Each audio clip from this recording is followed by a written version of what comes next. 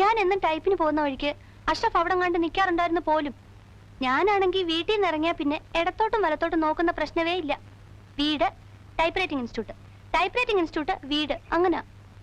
ഒരു ദിവസം അഷ്റഫ് എന്നോട് ചോദിക്കുക, ഞാനൊരു സാധനം തന്നാ വാങ്ങിക്കോന്ന്. എനിക്കങ്ങ് ദേഷ്യം വന്നു. എന്നാൽ എന്താ സാധനമെന്ന് നമ്മളൊന്ന് അറിഞ്ഞിരിക്കണമല്ലോ. അത് ആ നോക്കുമ്പോഴെന്താ ഒരു കത്ത്. കരണക്കുറ്റി നോക്കി ഒന്ന് പൊട്ടിക്കാൻ ആദ്യം എനിക്ക് തോന്നിയത്. പിന്നെ ഞാൻ ആലോചിച്ചു, അത് വേണ്ട. കത്തിൽ എന്താ എഴുതിയിരിക്കുന്നത് നമുക്കറിയണ്ടേ. പിന്നീട് ആ മനുഷ്യൻ കത്തോട് കത്താണ്. ഒരിക്കലും വാങ്ങിച്ചു പോയില്ലേ, പിന്നെങ്ങനെ വേണ്ടെന്ന് പറയുന്നേ. എന്റെ അയാളുടെയും വീട്ടുകാരെ ഓർത്ത് എല്ലാം ഞാനങ്ങ് ക്ഷമിച്ചു. ഒരു ദിവസം അഷ്റഫ് എന്നോട് പറയാ, ഒരുപാട് സ്വകാര്യം പറയാനുണ്ട്, സ്കൂൾ ഷെഡിന്റെ പുറകിലോട്ട് വരാവോന്ന്. അതാ കുഴപ്പമായ. ഞങ്ങൾ അവിടെ സംസാരിച്ചോണ്ട് നിൽക്കുന്നത് ആരാണ്ടൊക്കെയോ കണ്ടുപോലും.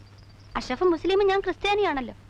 അതിനുശേഷം ഈ രണ്ട് സമുദായക്കാരും തമ്മിൽ ഇല്ലാത്ത പുകിലൊന്നുമില്ല. അടിപിടിയും ബഹളവും ഒന്നും പറയണ്ട, ഞാനിങ്ങ് പോന്നു.